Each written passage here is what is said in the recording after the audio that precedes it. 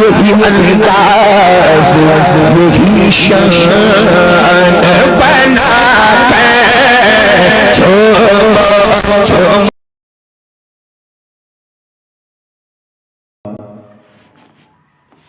الحمد لله نحمده ونستعينه ونستغفره ونؤمن به ونتوكل عليه ونعوذ بالله من شرور انفسنا ومن سيئات اعمالنا من يهده الله فلا مضل له ومن يضلل فلا هادي له ونشهد ان لا اله الا الله وحده لا شريك له واشهد ان سيدنا مولانا محمدا عبده ورسوله اما بعد فقد قال الله تبارك وتعالى في القران المجيد والفرقان الحميد فاعوذ بالله من الشيطان الرجيم بسم الله الرحمن الرحيم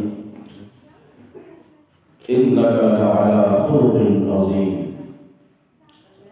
صدق الله العظيم وبلغنا رسوله النبي الامين المتين المبين الكريم ونحن على ذلك لمن الشاهدين والشاكرين والحمد لله رب العالمين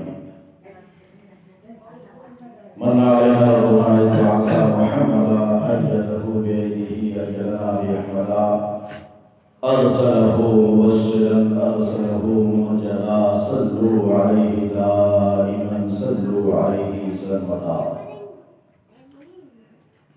برائے توحید کی نوالوں شجاع رسالت کے پروانوں غوث و خواجہ و رضا کے چاہنے والوں آئیے سب سے پہلے ہمارا آقا نامدار مدینے کے تاجدار دواروں کے مالک و مختار حاشمی سرکار کائنات کے اولین فصل بہار حضور احمد مصطفیٰ محمد مصطفیٰ اور ابی روحی فدا صلی اللہ علیہ وسلم کی بارگاہ عالیہ میں غلامی کا سرور پیش کریں اور پڑھیں بآواز بلند اللہم صل علی سیدنا شفیعنا مولانا مولانا محمد بارک صلی اللہ علیہ وسلم علیک یا حبیبی یا رسول اللہ صلی اللہ علیہ وسلم اعلیٰ حضرت عظیم البرکت مجدد دین و ملت علامۃ الزمان فرید الآبان مفتی العرفان الشیخ امام محمد رضا خان علیہ الرحمۃ والرضوان فرماتے ہیں یا رسول اللہ سرور کہوں کہ مالک و مولا کہوں تجھے یا رسول اللہ سرور کہوں کہ مالک و مولا کہوں تجھے باغ خلیل کا گل زیبا کہوں تجھے یا رسول اللہ سرور کہوں کہ مالک و مولا کہوں تجھے باغ خلیل کا گل زیبا کہوں تجھے لیکن رضا نے ختم سخن اس پہ کر دیا لیکن رضا نے ختم سخن اس پہ کر دیا خالق کا بندہ خلق کا آقا کہوں تجھے خالق کا بندہ خلق کا آقا کہوں تجھے اعلیٰ حضرت کا عشق رسالت اور عشق رسالت میں ڈوب کر جب اعلیٰ حضرت نے اللہ کے رسول صلی اللہ علیہ وسلم کی شان میں نعتیں لکھی ہے تو ابھی تک 14ویں صدی کے تو مجدد یقیناً ہے لیکن اعلیٰ حضرت نے عشق رسالت میں جو نعت مصطفیٰ لکھا ہے آج تک اس نعت کا کوئی جواب مل نہیں پایا یہ اعلیٰ حضرت کی نعتیہ شاعری ہے اور عشق رسالت ہے کہ فرماتے ہیں کہ لیکن رضا نے ختم سخن اس پہ کر دیا بات اگر بڑھائی جائے گی تو بات بہت لمبی ہو سکتی ہے اور پروردگار عالم نے اپنے محبوب کو اپنے رسول کو دنیا میں ایسا بنا کر بھیجا ہے کہ گویا اللہ کے رسول صلی اللہ علیہ وسلم کو پروردگار عالم نے جو حسن عطا فرمایا ہے اس حسن کا کوئی جواب نہیں پروردگار عالم نے اپنے محبوب اپنے رسول کو جو آنکھیں عطا فرمائی ہے اس آنکھ کا کوئی جواب نہیں۔ اللہ تبارک و تعالیٰ نے اپنے رسول کو جو لب و رخسار عطا فرمایا ہے اس لب و رخسار کا کوئی جواب نہیں۔ اللہ کے رسول گویا شارٹ میں اگر کہوں تو یہ کہہ سکتا ہوں کہ اللہ تبارک و تعالیٰ نے اپنے رسول کو بے مثال بنایا ہے۔ سبحان اللہ۔ اور جب اللہ نے اپنے رسول کو بے مثال بنایا ہے، اب بے مثال اس کو کہا جاتا ہے جس کا کوئی مثال ہی نہیں، جس کا کوئی ایگزامپل پیش ہی نہیں کیا جا سکتا ہو۔ یعنی اللہ تبارک و تعالیٰ نے اپنے رسول کو بے مثال عطا فرمایا ہے۔ اگر دنیا کی جتنی بھی مخلوقات ہے، چاہے وہ کوئی بھی مخلوقات ہو، چاہے وہ انسانوں سے تعلق رکھنے والی شے ہو، چاہے وہ جنات سے تعلق رکھنے والی شے ہو، چاہے وہ عالم ملکوت سے تعلق رکھنے والی شے ہو، پروردگار عالم نے بے شمار مخلوقات کو پیدا فرمایا ہے، لیکن جتنی بھی مخلوقات ہے ہر مخلوقات کا کوئی نہ کوئی ایگزامپل پیش کیا جا سکتا ہے، لیکن پروردگار عالم نے اپنے رسول کو ایسا پیدا فرمایا ہے، ایسا بنایا ہے، رب نے اپنے محبوب کو وہ حسن دیا ہے کہ اس حسن کا کوئی مثال پیش ہی نہیں کر سکتا ہے۔ اللہ نے اپنے رسول کو حسن عطا فرمایا ہے تو بے مثال عطا فرمایا ہے۔ اللہ تبارک و تعالیٰ نے اپنے رسول کو سیرت عطا فرمایا ہے تو بے مثال سیرت عطا فرمایا ہے۔ پروردگار عالم نے اپنے رسول کو اگر اخلاق عطا فرمایا ہے تو بے مثال اخلاق عطا فرمایا ہے۔ اللہ تبارک و تعالیٰ نے اپنے رسول کو، اپنے رسول کا جو مجسمہ ہے، پروردگار عالم نے اپنے محبوب کو جو بنایا ہے وہ بے مثال ہے۔ اسی لیے اعلیٰ حضرت کو بھی کہنا پڑا کہ لیکن رضا نے ختم سخن اس پہ کر دیا۔ اگر تعریف و توصیف کی بات کی جائے تو نبی کی تعریف و توصیف تو وہ ہے کہ پوری کائنات کے درختوں کو اگر قلم بنا لیا جائے، اب پوری کائنات کے اندر جتنی بھی پانی ہے، چاہے وہ سمندر کا پانی ہو، اس کے علاوہ پانی ہو، پوری دنیا کے پانی کو اگر سیاہی بنا لیا جائے پھر بھی ممکن نہیں توصیف رسول اکرم، پھر بھی ممکن نہیں توصیف رسول اکرم، چاہے مصروف عمل ساری خدائی ہو جائے، چاہے مصروف عمل ساری خدائی ہو جائے۔ پروردگار عالم نے جتنی مخلوقات کو بنایا ہے، جتنی بھی مخلوقات ہیں، جتنی بھی خدائی ہے، خدا کی خدائی جتنی ہے، یعنی جتنی بھی پروردگار عالم کی مخلوقات ہے، اگر تمام مخلوقات بھی اگر اس چیز میں مصروف، نبی کی تعریف و توصیف کرنے میں مصروف ہو جائے، پھر بھی نبی کی تعریف و توصیف کما حقہ بیان نہیں کی جا سکتی۔ اسی لیے اعلیٰ حضرت نے فرمایا لیکن رضا نے ختم سخن اس پہ کر دیا، آگے بات ہی نہیں کرنا ہے۔ لیکن رضا نے ختم سخن اس پہ کر دیا، خالق کا بندہ خلق کا آقا کہوں تجھے، خالق کا بندہ خلق کا آقا کہوں تجھے۔ اب جب خالق کا بندہ ہے، ہم اور آپ کہتے ہیں ہم رب کے بندے ہیں، ہم اور آپ کیا کہتے ہیں؟ ہم رب کے بندے ہیں، لیکن بندہ وہ ہو جسے رب کہہ دے کہ یہ میرا بندہ ہے۔ حقیقتاً بندہ وہ ہے جسے رب کہہ دے کہ یہ میرا بندہ ہے۔ پوری کائنات تو کہتی ہے کہ ہم رب کے بندے ہیں، ہم رب کے غلام ہیں، اللہ تبارک و تعالیٰ، لیکن رب کے بندے کہتے ہو تو پروردگار عالم کے کتنے احکامات کے اوپر آپ عمل کرتے ہو۔ اگر آپ اپنے آپ کو رب کے بندے کہتے ہو تو پروردگار عالم کے کتنے احکامات کے اوپر آپ عمل کرتے ہو۔ آج ہمارے اور آپ کے اندر نہ نماز، نہ روزہ، نہ زکوٰۃ،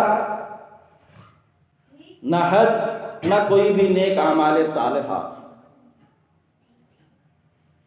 آج انسان مصروف ہے صرف دنیا داری میں، کس طرح سے اپنی دنیا کو کامیاب بنایا جائے، کس طرح سے اپنی دنیا کو کامران بنایا جائے، کون سا ایسا عمل کریں، کون سا ایسا کام کریں کہ میری دنیا کامیاب ہو جائے،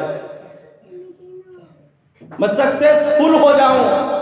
تو آج لوگ دنیا کمانے کے پیچھے پڑے ہوئے ہیں، لیکن یاد رکھو، اور اسی دنیا کمانے کو لوگ ترقی سمجھتے ہیں، اسی دنیا کو کمانے کو لوگ ترقی سمجھتے ہیں۔ اگر کسی انسان سے، کسی والدین سے پوچھو کہ آپ نے اپنے لڑکے کو کتنا پڑھایا ہے. اگر وہ اچھے گھرانے سے تعلق رکھتا ہو تو کہے گا میں نے اپنے بیٹے کو جو ہے انجینئر کا کورس کرایا ہے.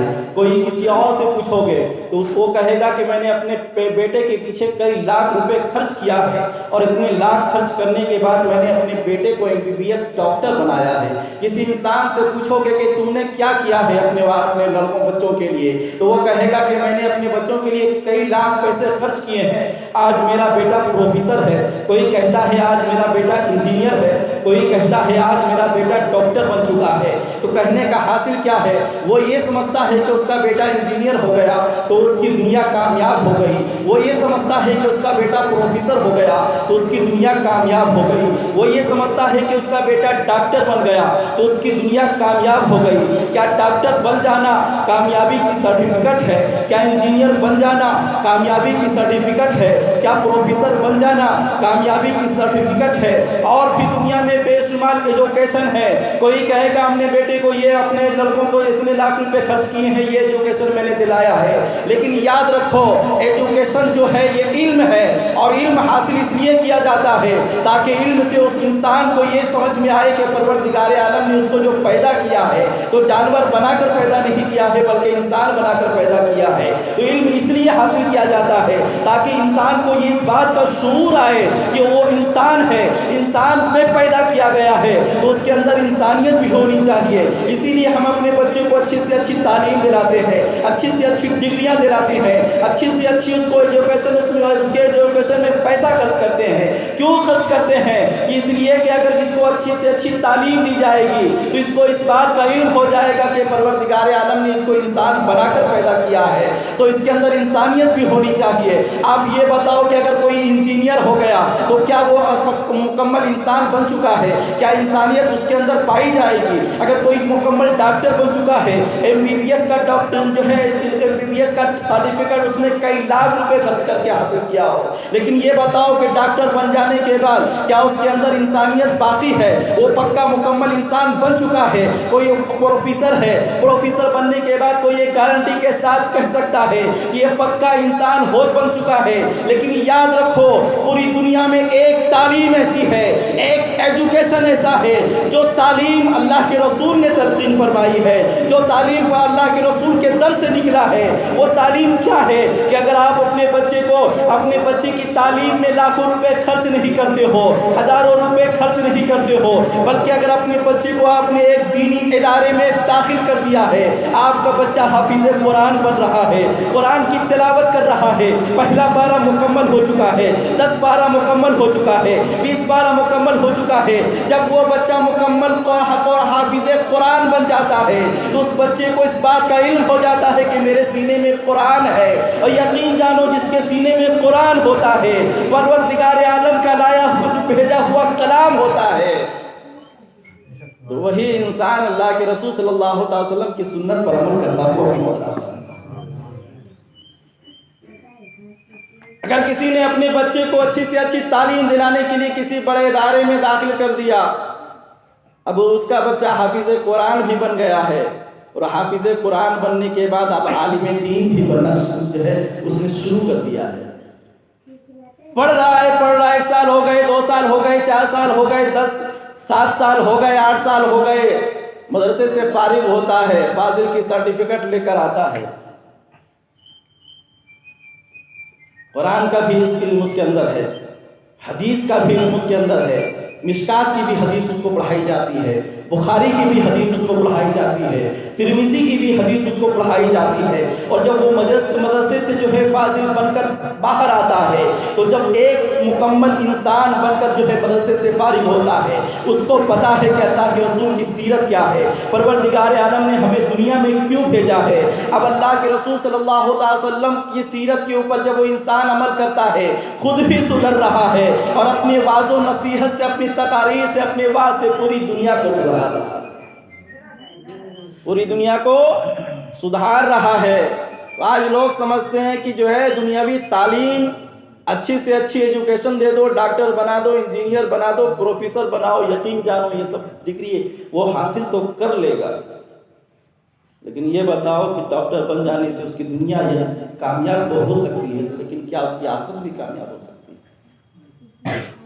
پروفیسر بننے سے اس کی دنیا تو کامیاب ہو سکتی ہے، لیکن آپ یہ بتاؤ کہ کیا اس کی آخرت بھی کامیاب ہو سکتی ہے؟ انجینئر بننے سے اس کی دنیا تو کامیاب ہو سکتی ہے، انجینئر بن گیا 50,000 سیلری پا رہا ہے، کوئی ₹1,00,000 سیلری پا رہا ہے، ڈاکٹر بن گیا تو لاکھوں روپے کما رہا ہے، دنیا تو سکسیس ہو گیا، لیکن یہ بتاؤ کہ کیا اس کی آخرت بھی سکسیسفل ہے؟ لیکن اسی دنیا میں ایک ڈگری ایسی ہے جسے حافظ قرآن کہا جاتا ہے، جسے عالم دین کہا جاتا ہے۔ اگر وہ ڈگری اگر آپ اپنے بچے کو پڑھاتے ہو تو یقین جانو وہ ڈگری حاصل کرنے کے بعد بظاہر جو ہے اس کی دنیا بھی جو ہے کامیاب ہوتی ہوئی نظر آتی ہے اور اس کی آخرت بھی سنورتی ہوئی نظر آتی ہے۔ آج ہمارے اور آپ کے معاشرے میں کیا دیکھا جاتا ہے؟ گھر میں 4 لڑکے ہیں، کسی کو کچھ بنایا، کسی کو کچھ بنایا، کسی کو کچھ بنایا، لیکن کسی کو اتنی توفیق نہیں ہوتی۔ پروردگار عالم نے 4 لڑکا عطا فرمایا ہے تو کم سے کم ایک بیٹے کو تو عالم دین یا حافظ قرآن بنایا جائے۔ 4 لڑکے پروردگار عالم نے دیا، چاروں لڑکوں کو آپ اسکول میں اسکول کی پڑھائی کا جو ہے مخالف نہیں ہوں، لیکن پروردگار عالم نے اگر آپ کو مسلمان کے گھر میں پیدا کیا ہے تو سب سے پہلے آپ کے اوپر یہ فرض ہے۔ اللہ کے رسول صلی اللہ علیہ وسلم کی حدیث ہے، مشہور و معروف حدیث کے اللہ کے رسول نے فرمایا طلب العلم فریضۃ علی کل مسلم و مسلمہ، علم کا حاصل کرنا ہر مسلمان مرد و عورت پر فرض ہے۔ کس علم کے بارے میں اللہ کے رسول صلی اللہ علیہ وسلم نے اشارہ فرمایا کہ علم کا حاصل کرنا ہر مسلمان مرد و عورت پر فرض ہے؟ جس کی فرضیت اللہ کے رسول نے بتائی ہے وہ علم دین ہی ہے، شریعت کا علم، قرآن کا علم، حدیث کا علم، شریعت کا علم۔ آج ہمارے آپ کے معاشرے میں بہت سارے لوگ ایسے ہیں، مسلمان تو ہیں، سروں میں ٹوپیاں تو ہیں، لیکن اس کو اتنا بھی پتہ نہیں کہ وہ مسلمان پیدا ہوا ہے تو اس کے جو ہے کیا کیا احکامات اس کے اوپر ہے، ایک مسلمان ہونے کے ناطے اس کے اوپر کیا کیا فریضہ ایک مسلمان کا ہوتا ہے اس کو پتہ ہی نہیں۔ اور آج ہمارے اور آپ کی سوسائٹی میں سب سے بڑی چیز جو اٹھتی جا رہی ہے، جو آج ہماری سوسائٹی میں ہے ہی نہیں، کون سی چیز اٹھتی جا رہی ہے؟ آج ہمارے معاشرے میں اخلاق نہیں پایا جاتا، آج ہمارے معاشرے میں اخلاق نہیں پایا جاتا ہے۔ آج مسلمان پسماندہ کیوں ہے؟ اس وجہ سے پسماندہ نہیں ہے کہ وہ مسلمان ہے، کہ مسلمان آج پسماندہ اس لیے ہے کہ اس کی تھنکنگ، اس کی سوچ، اس کی مینٹلٹی جو ہے وہ پسماندہ ہو چکی ہے، اس کی سوچ گر چکی ہے۔ جبکہ اخلاق کے بارے میں قرآن کہتا ہے اِنَّكَ لَعَلَىٰ خُلُقٍ عَظِيمٍ، کہ اے محبوب آپ کے اخلاق تو عظیم ہے، کہیے سبحان اللہ۔ جس رسول کی امت میں ہم پیدا کیے گئے ہیں اس رسول کا اخلاق قرآن کہتا ہے کہ اے محبوب آپ کے اخلاق عظیم ہیں، لیکن آج ہماری سوسائٹی میں اخلاق پایا جاتا ہے، سوسائٹی تو چھوڑیے گھر کے اندر اخلاق نہیں پایا جاتا ہے۔ مسلمان تو ہم ہیں کہ مسلمان کو کس طرح سے زندگی گزارنی ہے اس بات کا ہم کو علم ہی نہیں ہے۔ اگر گھر میں 4 بھائی ہیں، چاروں پڑھ لکھ کر جوان ہو جاتے ہیں، وہی ماں باپ ہے جس نے 4 بچوں کو اکیلے پالا پوسا، پڑھایا لکھایا، پاؤں پہ کھڑا کیا ہے۔ آج ماں باپ کو یہ کہتے ہیں، وہ 4 لوگ جب جوان ہو جاتے ہیں، جب اس کی شادی کر دی جاتی ہے تو ماں باپ کو کوئی بڑا بیٹا یہ کہتا ہے کہ ارے میرے پاس اتنا ٹائم نہیں ہے، جو ہے دیکھ لو تم کو، چھوٹا بیٹا تمہیں سنبھال لے گا۔ چھوٹا بیٹا کہتا ہے اس بیٹے کو دیکھو وہ سنبھال لے گا، وہ کہتا ہے کہ اس کو دیکھو وہ سنبھال لے گا۔ جس ماں باپ نے آپ کو پڑھایا لکھایا بڑا کیا اور آپ اس لائق ہو گئے کہ آپ نے شادی کر لی، آپ اپنے پاؤں پہ کھڑے ہو گئے ہو، آج 4 بیٹے مل کر، 2 بیٹے مل کر، 3 بیٹے مل کر جو ہے اپنے والدین کی جو ہے اچھی سی دیکھ بھال نہیں کر سکتے ہیں۔ یہ آج ہمارے گھروں کا ماحول ہے۔ 4 گھر میں بھائی ہو، چاروں کی اگر شادی ہو جاتی ہے تو چاروں بھائیوں میں جمتا نہیں ہے، وہ اس سے بات کرنے کو تیار نہیں ہے، وہ اس سے بات کرنے کو تیار نہیں ہے، وہ اس سے بات کرنے کو تیار نہیں ہے، وہ اس سے بات کرنے کو تیار نہیں ہے۔ 4 بھائی ہے، ایک ہی خون سے ہے، لیکن چاروں کے اندر کوئی اخلاق نہیں ہے، نہ اس سے اس کی جمتی ہے، نہ اس سے اس کی جمتی ہے، نہ اس سے اس کی جمتی ہے۔ جبکہ قرآن کہتا ہے محبوب انک لعلی خلق عظیم، کہ میں نے آپ کو عظیم اخلاق عطا فرمایا ہے۔ جس رسول کو پروردگار عالم نے عظیم اخلاق عطا فرمایا ہے، اس رسول کی امت کے اخلاق کا حال یہ ہے۔ اس رسول کی امت کے اخلاق کا عالم یہ ہے۔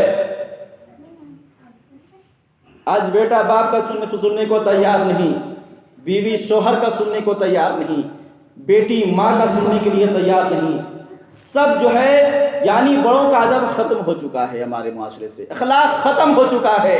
آج ہماری آبادی میں بڑوں کا کوئی ادب نہیں رہا۔ آج ہم جو ہے پہلے کے زمانے میں اگر کوئی بڑے آ جاتے تھے، چھپ چھپا کوئی لڑکا کوئی غلط کام کیا کرتا تھا، مان لیجئے کوئی لڑکا کوئی ایسا نالائق کسی کا لڑکا نکل گیا کہ کھینی کھاتا ہو، تو اس کے اندر اتنی توفیق ہوتی تھی کہ ماں باپ کے سامنے وہ کھینی نہیں کھاتا تھا، چھپ کر کھاتا تھا۔ اگر کسی کا لڑکا اتنا نالائق نکل گیا ہو کہ کوئی سگریٹ کا عادی بن چکا ہو، اس کے اندر اتنا تو ادب تھا کہ ماں باپ کے سامنے سگریٹ نہیں پیتا تھا۔ اگر کوئی لڑکا شرابی ہو چکا ہو تو اس کے اندر اتنا تو ادب تھا کہ اپنے ماں باپ کے سامنے شراب پی کر سامنے نہیں آتا تھا۔ لیکن آج معاشرے میں اٹھا کر دیکھ لیجئے، باپ کے سامنے ہی سگریٹ پی رہا ہے، باپ کے سامنے ہی کھینی چل رہا ہے، باپ بھی دیکھ کر کوئی ادب نہیں، شراب پی کر آ رہا ہے، باپ کے سامنے چھوڑیے شراب پی کر آ رہا ہے، اور اپنی باپ کو بھی گالی دے رہا ہے، ماں کو بھی گالی دے رہا ہے، اپنی بیوی کو بھی گالی دے رہا ہے، پورے گھر والے کو گالی دیتا ہے۔ بتاؤ آج ہمارے معاشرے میں یہ ماحول ہے کہ نہیں؟ پروردگار عالم نے اپنے رسول کے بارے میں فرمایا کہ اے رسول آپ کے اخلاق عظیم ہیں۔ اسی رسول کی امت میں ہم ہیں کہ ہمارے اخلاق آج پسماندہ ہو چکی ہے۔ کیوں پسماندہ ہو چکی ہے؟ کیونکہ ہم نے اپنے اسلاف کی ہسٹری کو پڑھنا چھوڑ دیا ہے، سمجھنا چھوڑ دیا ہے۔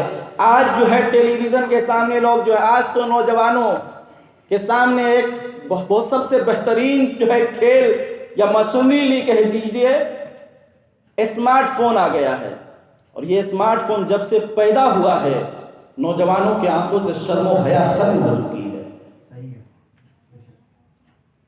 نوجوانوں کی سوچ خراب ہو چکی ہے، گندی ہو چکی ہے۔ آج یہ اسمارٹ فون نہ جانے کیسی کیسی خرافات لا رہی ہے، آج یہ اسمارٹ فون سے نہ جانے کیسی کیسی بے حیائیاں ہو رہی ہے، آج یہ اسمارٹ فون سے نہ جانے کیسی کیسی گندی کامیں ہو رہی ہے، آج اسمارٹ فون سے نہ جانے کیسے کیسے جو ہے فلمیں ترانے دیکھے جا رہے ہیں۔ یہ اسمارٹ فون آ کر آج نوجوانوں کی آنکھوں سے شرم و حیا ختم ہو چکا ہے، شرم و حیا ختم ہو چکا ہے۔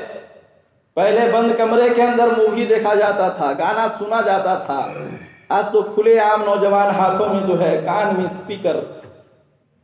اگر کوئی عالم کوئی امام صاحب سوال کر دے ارے کان میں اسپیکر لگا کر چل رہے ہو، تو کہے گا حضرت آپ کو پتہ نہیں، آپ پرانے دور کے ہیں، یہ نیو فیشن ہے، کان پہ ایئر فون لگا کر چلنا یہ نیو فیشن ہے، کان پہ ایئر فون لگا کر چلنا یہ نیو فیشن آج نوجوانوں نے سمجھ رکھا ہے۔ گانا سنتے ہوئے کام کرنا یہ نیو فیشن ہے، گانا جو ہے سنتے ہوئے راستے میں رقص کرتے ہوئے چلنا، ناچتے ہوئے چلنا یہ نیو فیشن ہے۔ اس کے سامنے اس کا باپ بھی گزر رہا ہے، اسی کے سامنے سے اس کی ماں بھی گزر رہی ہے، اسی کے سامنے سے محلے کے بڑے بھی گزر رہے ہیں، نہ اس کو بڑوں کا خیال ہے، نہ اس کو اپنے ماں باپ کا خیال ہے، بس لگا ہوا ہے۔ لیکن یاد رکھو مسلمانوں، یہ دنیا چند دن کی زندگی ہے۔ اگر جوانی گزارنی ہو تو ایسی جوانی گزارو کہ جب تم بوڑھے ہو جاؤ تو اپنے بچوں کو کہو کہ میں نے اس طرح سے جوانی گزاری تھی، میں نے قرآن پڑھتے ہوئے اپنی جوانی کو گزاری تھی، کہیے سبحان اللہ۔ میں نے قرآن کی تلاوت کرتے ہوئے اپنی جوانی کو گزاری تھی، میں نے 5 وقتہ نماز پڑھتے ہوئے اپنی جوانی کو گزاری تھی۔ جوانی اس طرح سے گزارو۔ اور جوانی کیا چیز ہے؟ جوانی کی جو عبادت ہوتی ہے وہ اللہ کو اتنا محبوب ہے، اتنا محبوب ہے کہ اگر کوئی جوان اللہ کی بارگاہ میں 5 ٹائم آ کر جھکتا ہے تو اللہ کی رحمت و انوار کی بارشیں اس نوجوان کے اوپر برسا کرتی ہے۔ اللہ کی رحمت و انوار کی بارشیں اس نوجوان کے اوپر اترا کرتی ہے۔ بڑھاپے میں تو ہر کوئی مسجد میں نمازی بن جاتا ہے، بڑھاپے میں سب نمازی بن جاتے ہیں۔ کیوں نمازی بن جاتے ہیں؟ اس کو پتا ہے کہ اب میرے بال سفید ہو چکے ہیں، میری داڑھی سفید ہو چکی ہے، اب مسجد میں اب جو ہے آخرت کے لیے اب تیاری نہیں کروں گا تو کب کروں گا؟ پتہ نہیں کب میرا انتقال ہو جائے، کب میرا ٹکٹ کٹ جائے۔ تو بڑھاپے میں تو کوئی بھی جو ہے متقی بن جاتا ہے، پرہیزگار بن جاتا ہے۔ تقویٰ تو تب ہے کہ جوان ہو اور مسجد میں آ کر 5 وقتہ نماز ادا کرو تو پروردگار عالم ایسے جوان کے بارے میں اپنے فرشتوں سے کہتا ہے کہ یہ دیکھو یہ میرا بندہ ہے جو جوانی میں میری بارگاہ میں آ کر 5 وقت کی نماز ادا کرتا ہے۔ جوانی میں میری بارگاہ میں آ کر 5 ٹائم کی نماز ادا کر رہا ہے، اس وقت فرشتوں کے مجمع میں پروردگار عالم فرماتا ہے یہ میرا بندہ ہے۔ تو بندہ تو وہ ہو جس کو رب کہہ دے کہ یہ میرا بندہ ہے، جبکہ سب کہتے ہیں کہ میرا رب تو اللہ میرا رب ہے، لیکن بندہ وہی ہے جس کو رب کہہ دے کہ یہ میرا بندہ ہے۔ محبت سے دوسری پڑھیں اللہم صلی علی سیدنا شفینا طبیبنا مولانا محمد بارک صلو علیہ الصلوۃ والسلام علیک یا حبیبی یا رسول اللہ صلی اللہ تعالی علیہ وسلم۔ قرآن کہتا ہے انک لعلی خلق عظیم، اے رسول، اے محبوب، بے شک آپ کے اخلاق عظیم ہیں۔ انداز کلام ملاحظہ فرمائیے، کتنا پیارا انداز ہے پروردگار عالم کا۔ رب فرما رہا ہے اے محبوب بے شک، بے شک مطلب کوئی شک نہیں، کوئی ڈاؤٹ نہیں، اس میں ڈاؤٹ کرنے کی ضرورت نہیں ہے، بے شک بلا ڈاؤٹ محبوب آپ کے اخلاق عظیم ہے۔ اب جس کو رب عظیم کہتے، جس کو رب عظیم کہتے، اب رب کے عظیم کیا ہے؟ عظیم کا معنی بہت بڑا، عظیم کا معنی بہت بڑا۔ اے محبوب آپ کے اخلاق عظیم ہے یعنی بہت بڑی ہے۔ یہ کون کہہ رہا ہے؟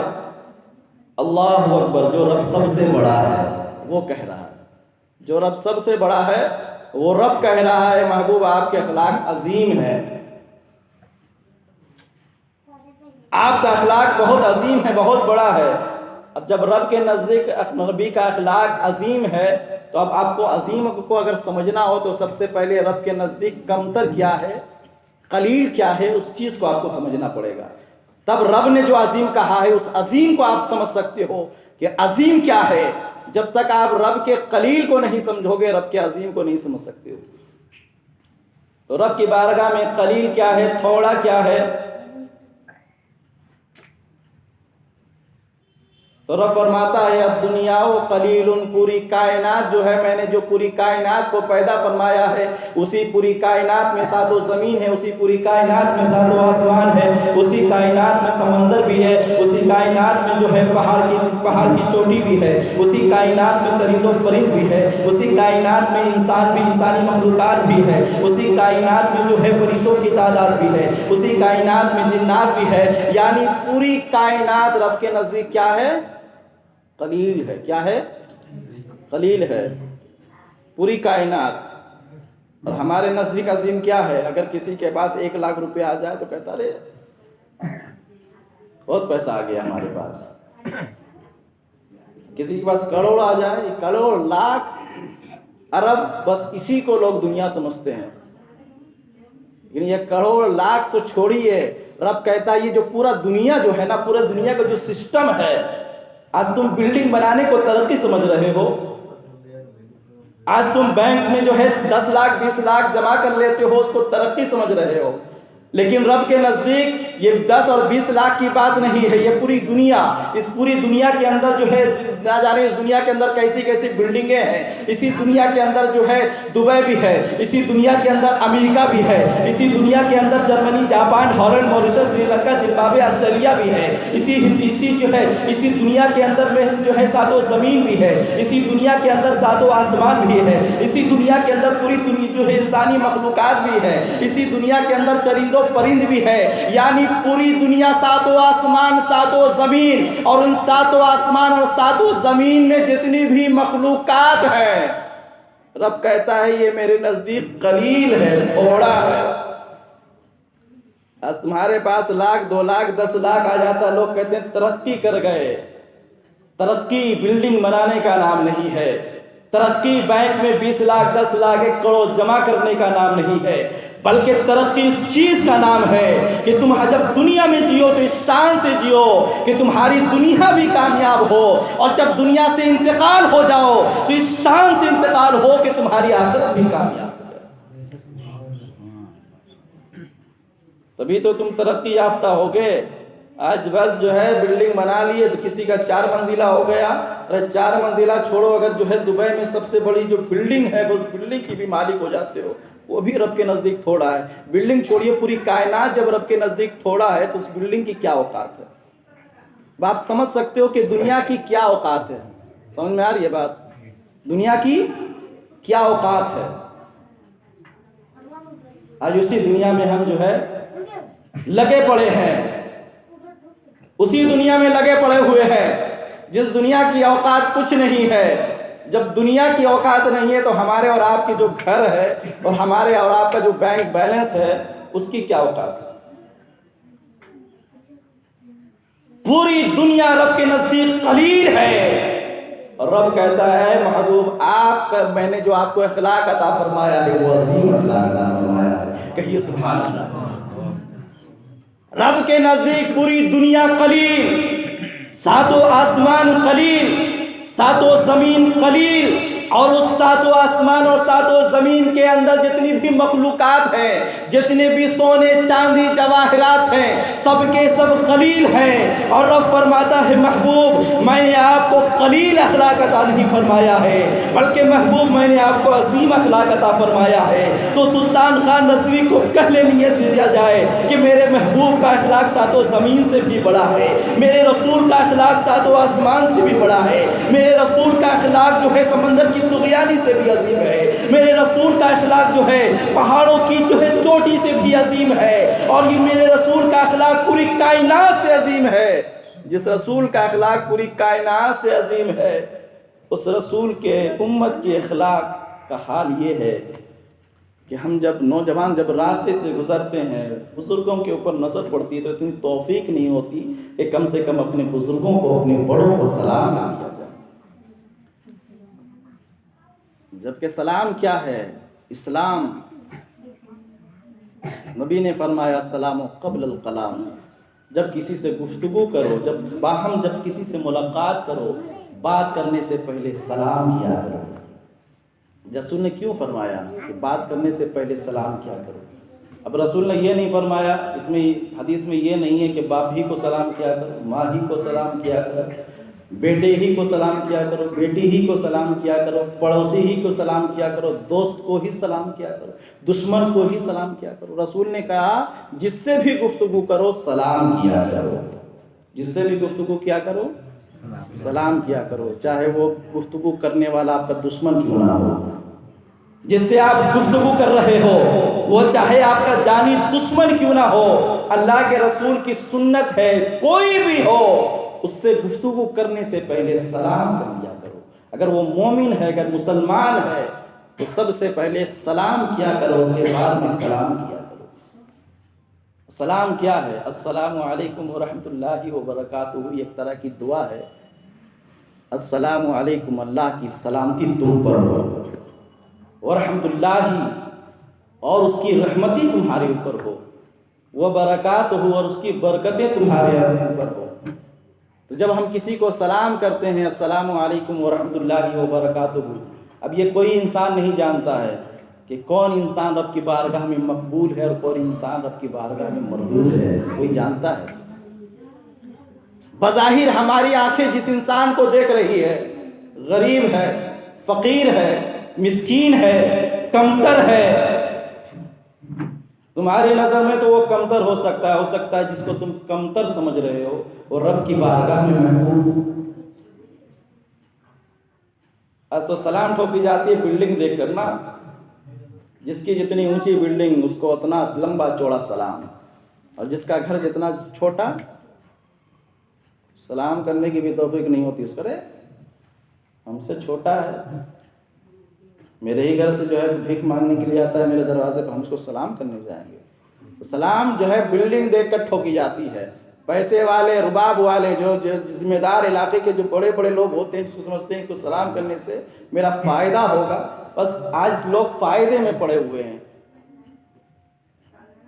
رسول کی سنت کا کسی کو پاس نہیں، بس فائدہ، جس سے فائدہ ہو اس کو سلام کریں گے۔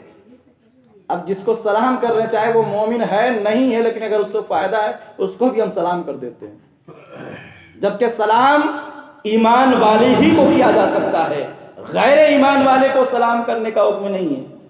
جو ایماندار ہے، جو رسول کا چاہنے والا ہے، جو صحابی کا چاہنے والا ہے، جو اولیاء کا چاہنے والا ہے، جو ولیوں سے محبت کرنے والا ہے، اسی کو سلام کیا جاتا ہے۔ جو ولیوں کا دشمن ہو، جو صحابہ کی شان میں توہین کرتا ہو، جو رسول کی شان میں گستاخی کرتا ہو، اس کو سلام کرنے کا حکم نہیں ہے۔ تو اللہ کے رسول نے فرمایا السلام قبل الکلام، جب کسی سے ملاقات کیا کرو تو سب سے پہلے سلام کیا کرو۔ سلام کیا ہے؟ ایک طرح کی دعا ہے۔ اگر آپ چھوٹے ہو، نوجوان ہو اور اپنے بزرگوں کو سلام کرتے ہو، یاد رکھو بزرگ جو ان کی زبان سے جو باتیں نکلا کرتی ہے، اللہ تبارک و تعالیٰ بزرگوں کی دعاؤں کو جوان کے حق میں کبھی رد نہیں فرماتا۔ پروردگار عالم بزرگوں کی دعا کو نوجوان کے حق میں کبھی رد نہیں فرماتا ہے۔ اگر کوئی بزرگ کسی کو آپ سلام کرتے ہو السلام علیکم ورحمۃ اللہ وبرکاتہ، اور وہ بزرگ جو ہے محبت کے ساتھ تمہیں جواب دے دے وعلیکم السلام ورحمۃ اللہ وبرکاتہ، اور تم پر بھی اللہ کی رحمتیں ہو، تم پر بھی اللہ کی برکتیں ہو، تم پر بھی اللہ کی سلامتی ہو، اگر کوئی بزرگ تمہارے لیے دعا کر دے تو یاد رکھو ہو سکتا ہے اس بزرگ کی دعا سے اگر تم گنہگار ہوگے، لیکن رب کی بارگاہ میں اگر تم نے اس بزرگ کو سلام کیا، ہو سکتا ہے اس بزرگ کی وجہ سے پروردگار کل قیامت کے دن تمہیں بخش دے۔ اس لیے کوئی نہیں جانتا ہے کہ رب کی بارگاہ میں محبوب کون ہے اور مردود کون ہے، اسی لیے اللہ کے رسول نے فرمایا کہ سب کو سلام کرو، جو اہل ایمان ہو اس کو سلام کیا کرو۔ اللہ کے رسول صلی اللہ علیہ وسلم کا یہ معمول تھا کہ اللہ کے رسول صلی اللہ علیہ وسلم چاہے وہ مکی زندگی ہو چاہے وہ مدنی زندگی ہو، اللہ کے رسول صلی اللہ علیہ وسلم کی جب نظر کسی کے اوپر پڑا کرتی تھی تو اللہ کے رسول صلی اللہ علیہ وسلم سلام میں پہل کیا کرتے تھے۔ اور اسلام ہم تک جو ہے بہت ہی مشکلوں کے ساتھ پھیلا ہے۔ بابا رتن ہندی کو کون نہیں جانتا؟ ہندوستان کی سرزمین پر سب سے پہلے اگر کسی نے اسلام کو قبول کیا ہے تو اس کا نام ہے بابا رتن ہندی۔ کیا نام ہے؟ بابا رتن ہندی۔ خواجہ غریب نواز سے بھی پہلے رسول کے زمانے میں ہندوستان کے سرزمین پر پہلے وہ پنڈت تھے۔ کیا تھے؟ پنڈت تھے۔ پہلے کیا ہوتا تھا؟ کاروبار ہوا کرتا تھا، ہندوستان کی سرزمین سے جو ہے کوئی عرب جایا کرتا تھا، عرب سے کوئی ہندوستان آیا کرتا، تو اس طرح سے تجارت ہوا کرتی تھی۔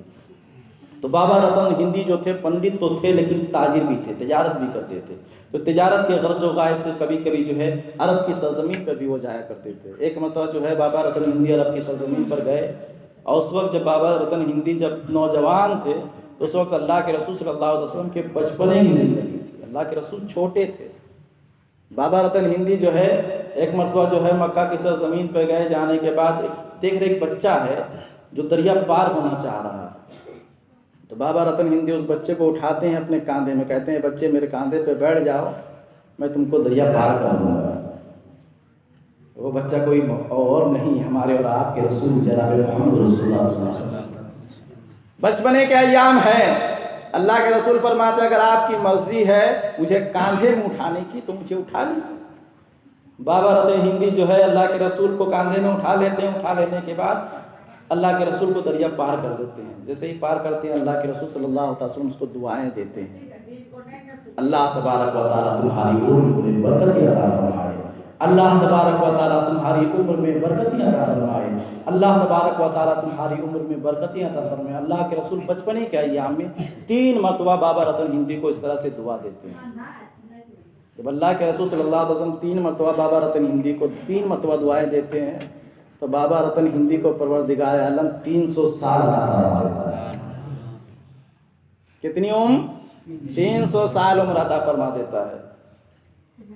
پھر اس کے بعد ایام گزرتے جاتے ہیں، زمانہ گزرتا ہے، اللہ کے رسول صلی اللہ علیہ وسلم کے جوانی کے ایام آتے ہیں، وہ دن بھی قریب آتا ہے جب اللہ کے رسول صلی اللہ علیہ وسلم پہاڑ کے اوپر چاند کو انگلیوں کے اشارے سے 2 ٹکڑے فرماتے ہیں۔ جب اللہ کے رسول صلی اللہ علیہ وسلم نے مکہ کے سرزمین پر ابو جہل کے کہنے سے اور اس کے ساتھی کے کہنے سے اللہ کے رسول صلی اللہ علیہ وسلم جو ہے جبل ابو قویس میں جو ہے جاتے ہیں، اور جانے کے بعد جو ہے آسمان کی طرف اشارہ فرماتے ہیں، انگلی کا اشارہ ہوتا ہے، چاند 2 ٹکڑے ہو جاتا ہے۔ یہ جو واقعہ ہوتا ہے، یہ واقعہ صرف جو ہے عرب کی سرزمین کے لوگ نہیں دیکھتے، مکہ کی سرزمین کے لوگ دیکھتے، بلکہ دنیا کے بے شمار علاقوں میں یہ واقعہ دیکھا جاتا ہے۔ اس وقت لوگ جو باحیات تھے، بہت سارے ممالک میں، افریقہ میں جو ہے بہت سارے، ہندوستان کے سرزمین پہ بھی ہے، شق القمر کا یہ واقعہ بابا رتن ہندی نے بھی دیکھا تھا۔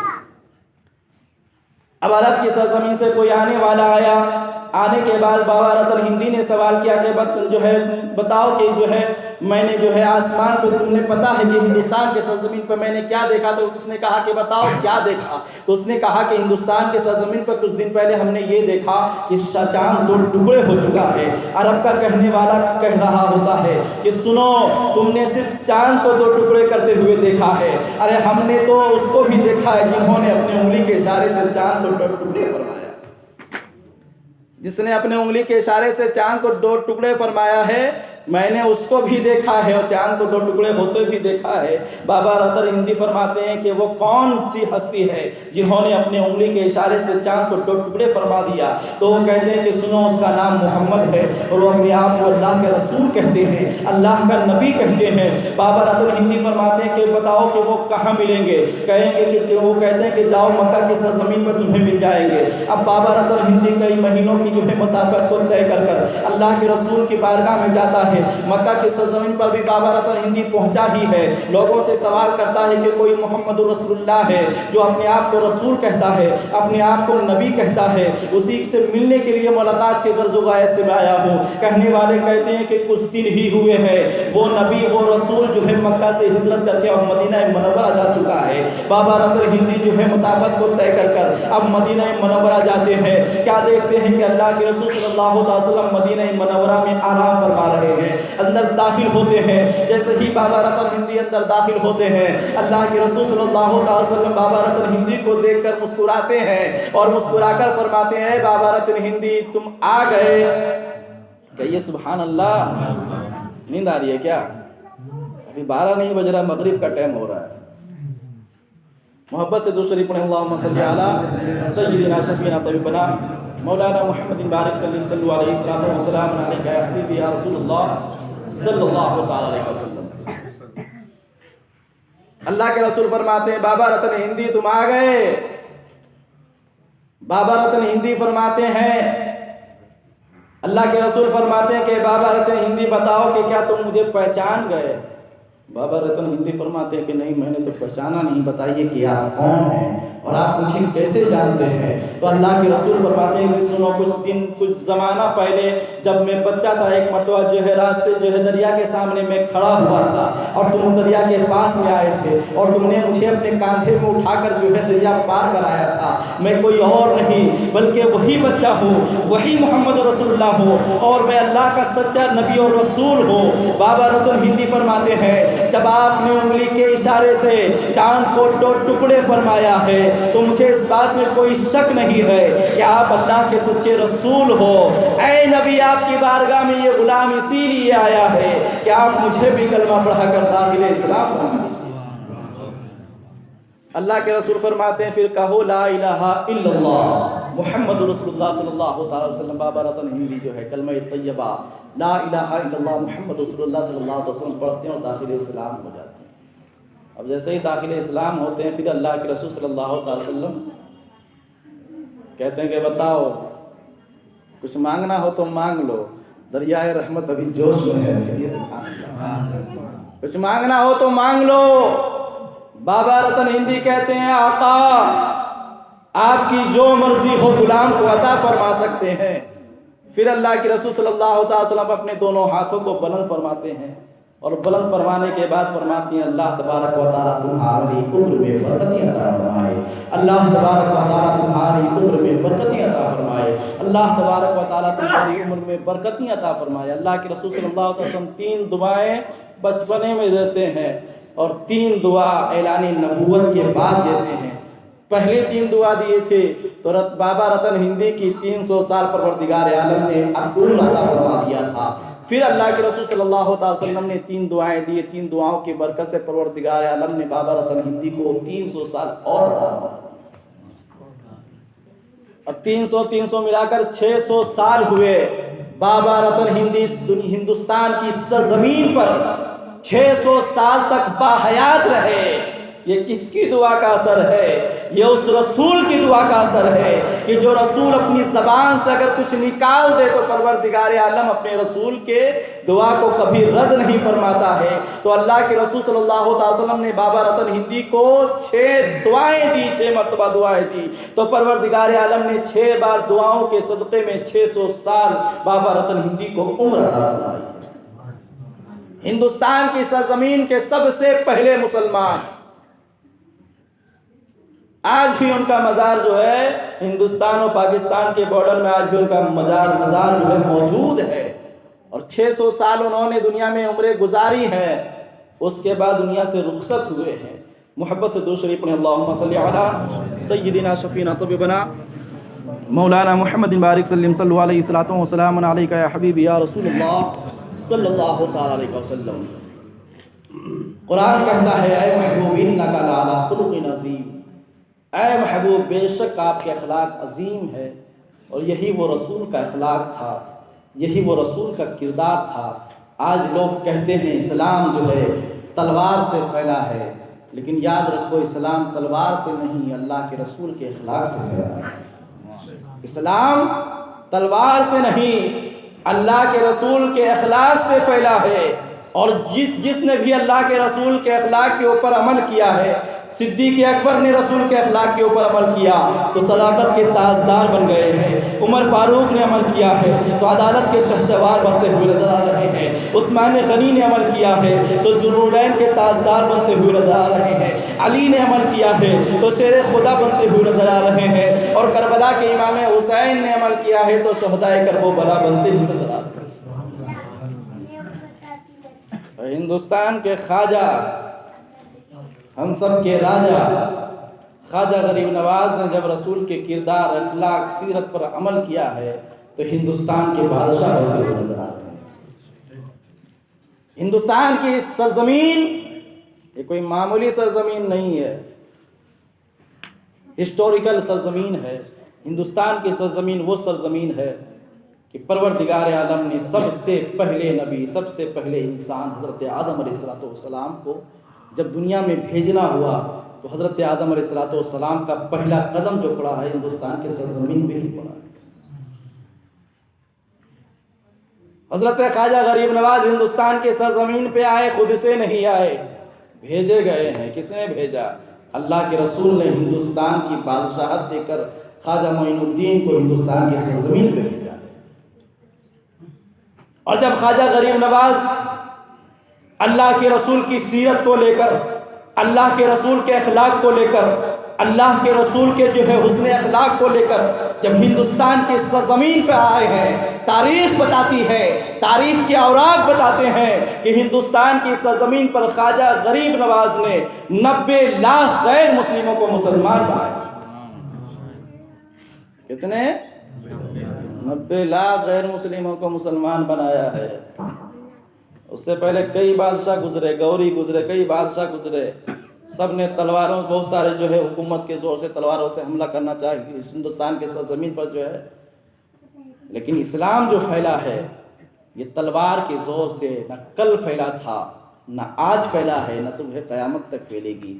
اسلام جو پھیلا ہے رسول کے اخلاق سے پھیلا ہے، اسلام جو پھیلا ہے رسول کی سیرت سے پھیلا ہے، اور جس نے بھی رسول کی سیرت کو لے کر، رسول کے اخلاق کو لے کر ہندوستان کی سرزمین کا جو ہے رخ کیا ہے، ہندوستان کی سرزمین پر خواجہ غریب نواز رسول کے نائب بن کر جب جو ہے ہندوستان کی سرزمین پر تشریف لائے ہیں تو تلوار کے زور پر خواجہ غریب نواز نے 90 لاکھ غیر مسلموں کو مسلمان نہیں بنایا ہے، بلکہ اخلاق کے زور پر غیر مسلموں کو مسلمان بنایا ہے۔ کس کے زور پر؟ اخلاق کے زور پر۔ دنیا میں بے شمار نمازی ہیں، دنیا میں بے شمار حاجی ہیں، لیکن رب کے نزدیک اگر کوئی عمل محبوب ہے، رب کے نزدیک نماز کا تحفہ ہونا ضروری ہے، کیونکہ نماز جو ہے فرض ہے، جو فرائض ہیں اس کے اوپر عمل کرنا ضروری ہے۔ لیکن رب کی رحمتیں اگر کسی شے کے اوپر، کسی انسان کے اوپر برسا کرتی ہے تو کس انسان کے اوپر برسا کرتی ہے پتہ ہے آپ کو؟ اللہ تبارک و تعالیٰ اس انسان کو بہت زیادہ عزیز رکھتا ہے، محبوب رکھتا ہے، جس انسان کے اخلاق اچھے ہوا کرتے ہیں۔ حسن اخلاق، اللہ کے رسول صلی اللہ علیہ وسلم نے حدیث پاک میں بھی ارشاد فرمایا المسلم من سلم المسلم من یدہ و لسانہ، کہ مسلمان وہی ہے حقیقتاً میں جس کی زبان اور جس کے ہاتھ سے غیر جو ہے دوسرا مسلمان محفوظ رہے۔ مسلمان وہی ہے جس کی زبان سے اور جس کے ہاتھ سے دوسرا مسلمان محفوظ رہے۔ زبان سے محفوظ رہنے کا مطلب کیا ہے؟ چائے کی ہوٹلوں میں بیٹھ جائیے تو اس کی چگلی، اس کی غیبت، اس کی بہتان تراشی ہے، فلاں تو ایسا ہے، فلاں تو ویسا ہے، فلاں شرابی ہے تو فلاں ایسا ہے، فلاں نماز نہیں پڑھتا ہے۔ نماز وہ نہیں پڑھتا ہے، وہ اس کا عمل ہے، وہ نماز نہیں پڑھے گا میدان محشر میں اس سے پوچھا جائے گا۔ لیکن ہوٹل میں بیٹھ کر یہ آپ کو باتیں کرنے کی جو ہے اجازت کس نے دی کہ فلاں یہ ہے، فلاں ویسا ہے، فلاں ویسا ہے؟ یاد رکھو مسلمان سب کچھ ہو سکتا ہے، لیکن مسلمان چگل خور نہیں ہو سکتا ہے، غیبت خور نہیں ہو سکتا ہے، کیونکہ اللہ کے رسول نے فرمایا کہ مسلمان وہی ہے جس کی زبان سے اور جس کے ہاتھ سے دوسرا مسلمان محفوظ رہے۔ ہوٹلوں میں بیٹھ کر دوسرے مسلمان کیا غیبت کر رہے ہو؟ بتاؤ آپ کی زبان سے دوسرا مسلمان محفوظ ہے؟ تھوڑی سے بات میں کوئی بڑی بات نہیں ہوتی، چھوٹی سے چھوٹی بات میں جو ہے ہاتھا پائی تک لوگ آ جاتے ہیں۔ تم نے مجھے ایسا کیوں کہہ دیا؟ تم نے مجھے ایسا بول دیا۔ تو آج نہ ہمارے ہاتھوں سے ایک مسلمان کے ہاتھ سے دوسرا مسلمان محفوظ ہے، نہ اس کی زبان سے دوسرا مسلمان محفوظ ہے۔ آج جو ہم مسلمان ہیں برائے نام مسلمان ہیں۔ کون سے مسلمان ہیں؟ برائے نام۔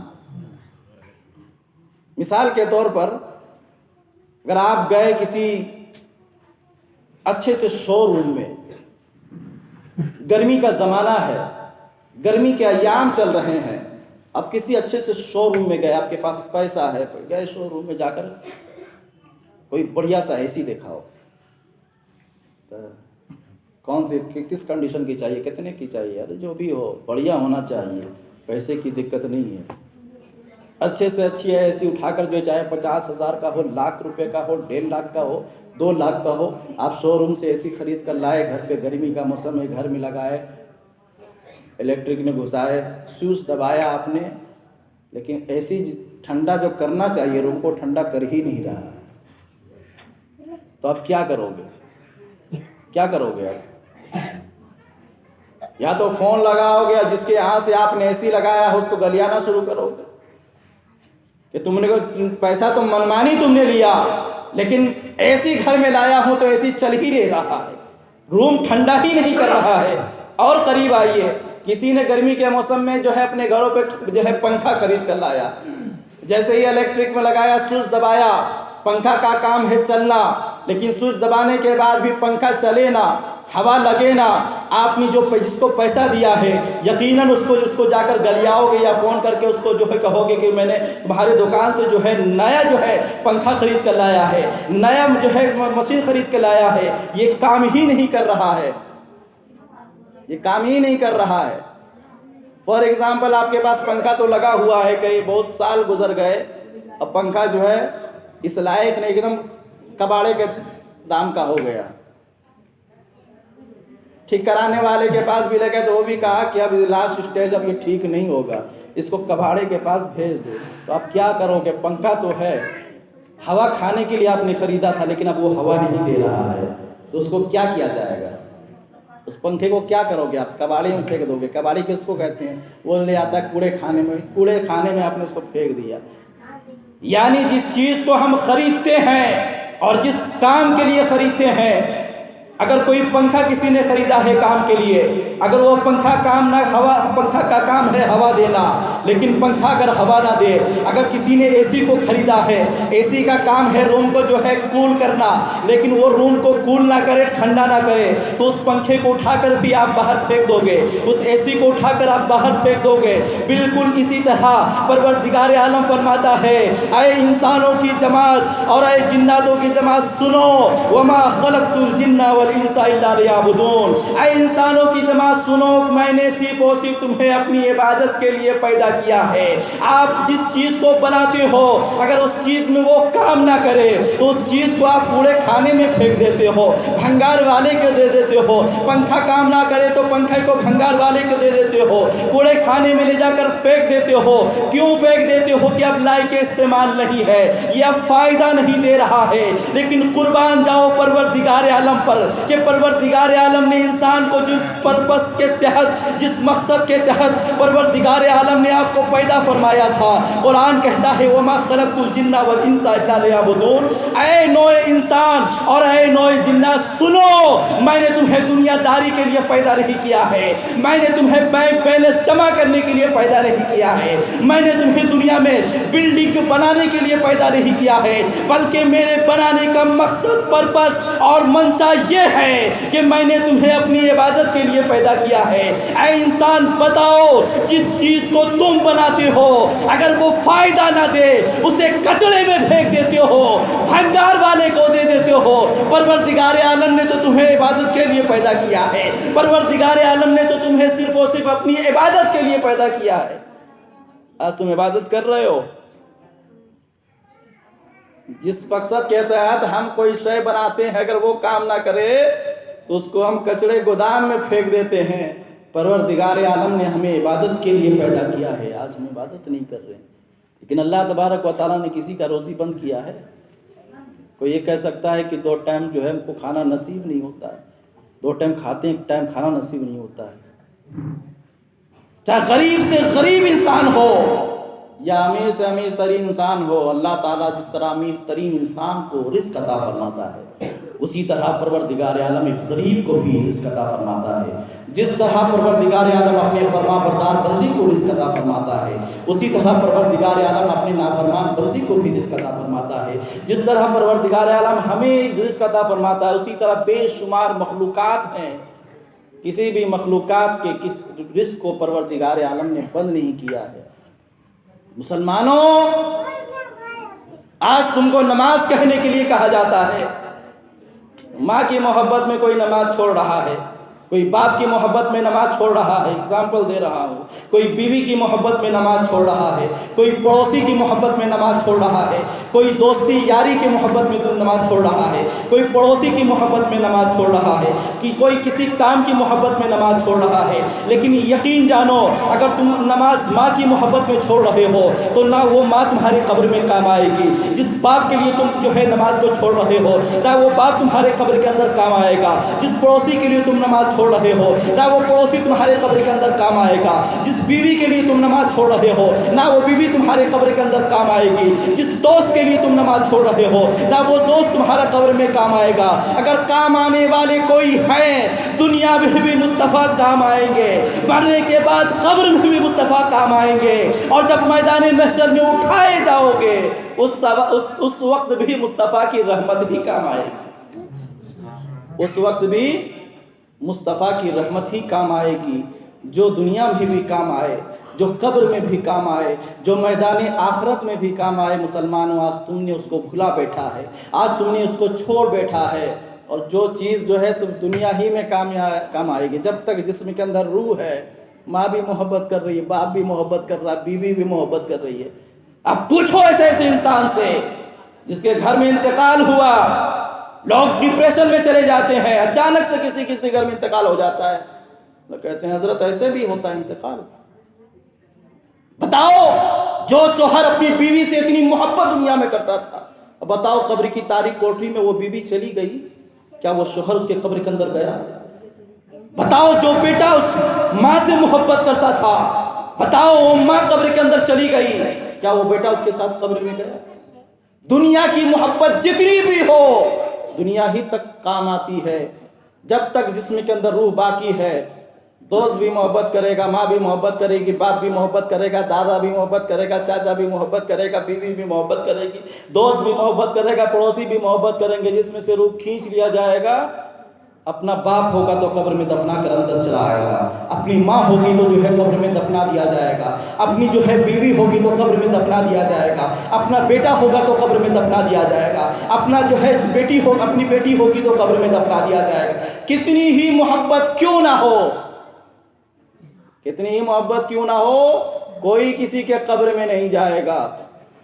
कब्र में क्या काम आएगा? जो दुनिया में तुमने नमाजें पढ़ी है, नमाज का नूर कब्र में की तारीख कोठरी में काम आएगा। जब सारे लोग तुम्हें अंधेरे कोठरी में डालकर घर वापिस आ जाएंगे, एक महीना मातम करेंगे, 2 महीना मातम करेंगे, 3 महीना मातम करेंगे, साल लगेगा, भूल जाएंगे। इस बात का भी उसको एहसास नहीं होगा कि किस अंधेरी कोठरी में डालकर आए, छोड़कर आ जाएंगे आपको उस तारीख कोठरी में। साथ साथ जो आपके होगा वो आपके अमाल होंगे। जो दुनिया में आपने नमाजें पढ़ी है, जो दुनिया में आपने अच्छे काम किया है, जो दुनिया में आपने नेकियां की है, ये तमाम के तमाम अमाल जो है कब्र की तारीख कोठरी में नूर बनकर तशरीफ लाएगी और आपकी कब्र जो है नूर से जगमगाने लगेगी। कहिए सुभान अल्लाह। आपकी कब्र जो है नूर से जगमगाने लगेगी। अगर तुम चाहते हो कि तुम्हारा कब्र रोशन हो, अगर तुम चाहते हो कि तुम्हारा हश्र रोशन हो, अगर तुम चाहते हो कि तुम्हारा जो है मैदान महशर जो है पुरनूर हो, रोशन हो, तो मुसलमानों आज से ये अहद कर लो कि कोई अमाल करे ना करे, आज से ये अहद कर लो कि हम 5 वक्ता इंशाअल्लाह तबारक व तआला नमाज अदा करेंगे। कहिए इंशाअल्लाह तबारक व तआला। कितने लोग 5 टाइम की नमाज पढ़ेंगे? दिल से बताइए। और मेरे लिए नहीं, अपने लिए। ये मत समझो जवान हो तो जिंदा रहोगे। जिसकी उम्र, हर इंसान पैदा होता है अपनी उम्र लेकर पैदा होता है। कब कौन कब्र में चला जाएगा किसी को पता नहीं। कोई काम नहीं आने वाला। जो आप अमाल करोगे कब्र की तारीख कोठरी में वही काम आएगा। परवरदिगार आलम की बारगाह में दुआ है, जितनी बातें कही गई परवरदिगार आलम इस पर सबसे पहले मुझे, उसके बाद हमारे नौजवानों को, बुजुर्गों को मुकम्मल तौर से अमल करने की तौफीक रफ़ीक अता फरमाए। जब तक दुनिया में